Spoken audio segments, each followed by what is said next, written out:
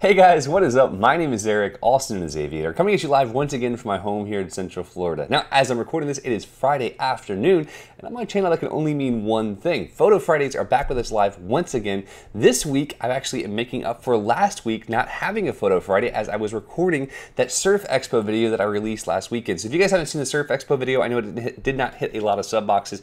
Go check it out. The link to it will be on one side or the other here. Definitely go check it out. Really a lot of fun. Guys wakeboarding inside, doing kind of crazy shenanigans, and I had a lot of fun making it. So guys, check that out. In addition, I do want to let you guys know that I am going to be doing all that I can to kind of fulfill my promises to you in the last Photo Friday, talking about late night portraits and how to capture the full spectrum of light that you can't see with your naked eye, the things that are beautiful and that are there, but there's such little amount of light that you can't capture except with a camera, which is one of the cool things about photography. So guys, I'm going to take you guys to the Bok Tower Gardens, which is actually an incredible place. It's where I got married, and where I actually got really special access to go in the middle of the night with no moon and shoot some images. So guys, I'm going to let you jump forward to that, and I do have a little outro for you after this video, but for now, I'll talk to you soon. As always, thank you so much for watching, and I'll catch up with you later. Bye-bye.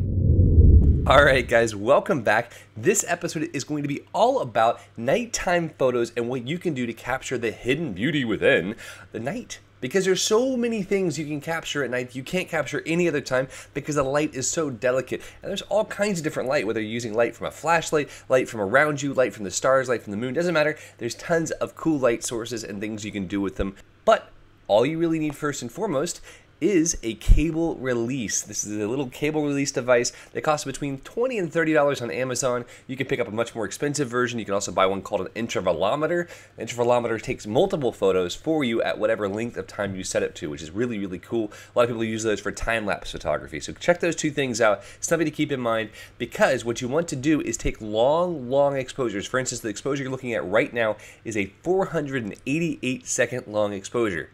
488 seconds. That's a long freaking photograph. So the purpose of such a long photo is to capture something your naked eye could never capture, and that is just getting all the little tiny bits of light to seep its way into your camera sensor and capture something completely ethereal. As you can see here, the stars are no longer just dots in the sky. They've actually stretched out into these long trails that are just beautiful. I mean, it's a whole different concept to show the passing of time and the depth and everything else. But something else I want to talk to you guys about is not just exposure length, which is something you can learn very easily. Basically, what I like to do is I like to take a photo that's 15 to 30 seconds long at a high ISO. Now, if you guys remember, we talked about this briefly in an earlier episode. ISO measures how sensitive your camera's sensor is to light. So if it's at ISO 100 or 200, it's not very sensitive to light. It's great for shooting outside in the daytime. But if it's at ISO 3200 or 6400, it's very sensitive to light. The problem is, the more sensitive to light it is, the lower the image quality. So I shoot my first image, my test image per se, at a low image quality, 6400 ISO, 15 seconds, f1.4, and then I'm able to taper down the light from each thing. So if I take it from ISO 6400 to ISO 100, I have to increase the length of time, or I have to, open the aperture further, one way or the other.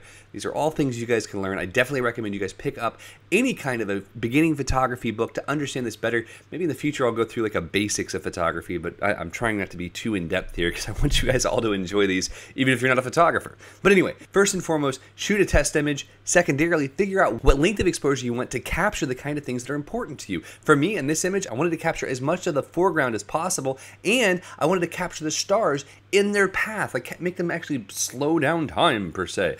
And that's what I did. So I went for that like 500 second or so exposure, knowing that would give me a nice long star trail and I could push across from there. Now, with that in mind, let's look at a few of the other photos because I want you guys to start thinking about foreground lighting and what you can do after you've already established what your exposure length needs to be for the background.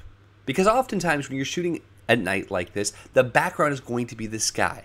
And the sky is always going to be a pretty stable thing to shoot because, well, the color doesn't change that much and the light density doesn't change that much, but the foreground will oftentimes be massively underexposed.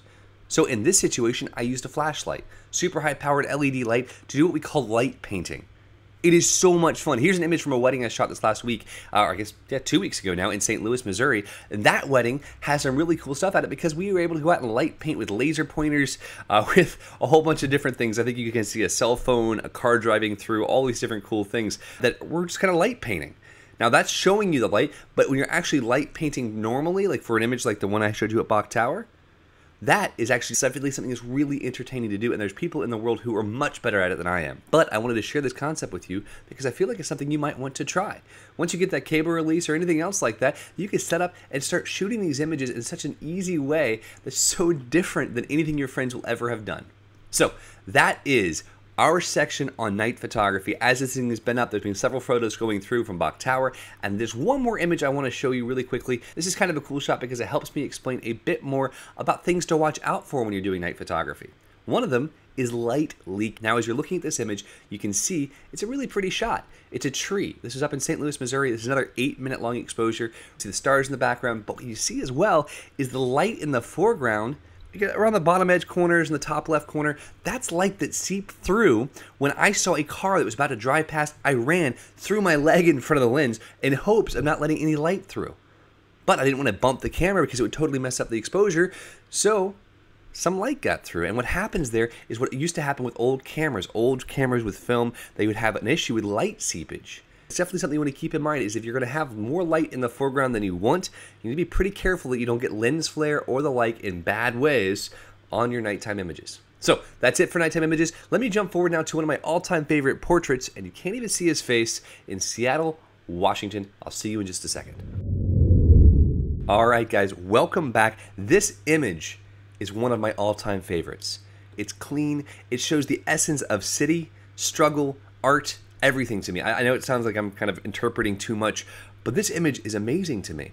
I shot it in black and white in JPEG in my camera. This is actually something I can encourage you guys to do, is when you're shooting, change your picture style. A lot of cameras, whatever it is, shoot the style that you want it to come out in the end. I don't usually post-process my images to make them look the way they look. I usually shoot them in camera to look the way I want them to look. So this shot was taken in black and white, and then I added a little bit of warmth to it just to clean things up. It was shot at a very low aperture, f1.4, so it's very soft.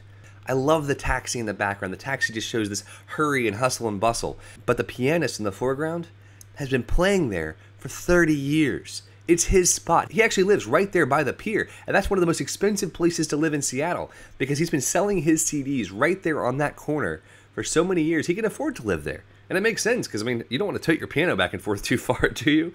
Anyway, I love this shot, and what I want you guys to take away from it is it's something you can do. You can take images like this on the street, no matter where you live, no matter how small your town is. You can find people or things that kind of identify what the street to me on Twitter, because I want to see what your thoughts are on your town. When I saw this guy in Seattle, I was enamored. I couldn't help but take his picture. It was just amazing to me. So anyway, guys, I have gone on way too long with this video. I hope you've enjoyed it. As always, it's such a pleasure to talk to you about photography. I'm really excited about a lot of new videos coming very soon, including my unboxing video for my new PC. So guys, keep your eyes open. I'll be looking forward to talking to you soon, and I hope that this didn't bore you too much. If it didn't, please leave me a comment below. I'll talk to you soon. See you later. Bye-bye. Alright guys, welcome back. I hope you enjoyed Photo Friday. As I mentioned before, I do have a bit of an outro because I have a small announcement for you guys. As you know, I love to live stream. I feel like live streaming is the way of the future, literally. It is such cool stuff. Last weekend, we had a little kind of a get-together. I think 6 or 7 of us ended up on Skype at the same time on video chat with on my subscriber Skype, actually. So we had a couple subscribers in there, and we had some fun. It was 3:30 or 4 o'clock in the morning before we were done, and we were all just hanging out, having a couple of beers, had a great time, and an idea came from that. Once again, Pyropuncher and I putting our heads together. It looks like we're going to be doing community pub night. It's going to be kind of a video podcast of sorts, talking about video games, people, life, whatever else, all while drinking a few beers with good friends. So a few of your favorite YouTube commentators may be there, whether it's me, which I doubt I'm your favorite, but I could be. Anyway, a lot of us will be there. It should be tomorrow night, 9 p.m. It's Saturday night, 9 p.m. Eastern time. That's 6 p.m. Pacific, and very darn late, 2 a.m. in the UK. But we want to make sure it was pretty good for everyone across the country, and I think it should be really fun. So guys, I really would love it if you come. If you're going to come, leave me a note below saying that you're going to be there, because I'm looking forward to seeing if this is something that we can do in the future, because it was so much fun last week. Like seriously, it was unbelievably fun. So twitch.tv/aviator, 9 p.m. Eastern time tomorrow night or Saturday night. And I'm looking forward to it, guys. So I hope you enjoyed this episode of Photo Friday. And I will catch up with you guys soon. See you later. Bye-bye.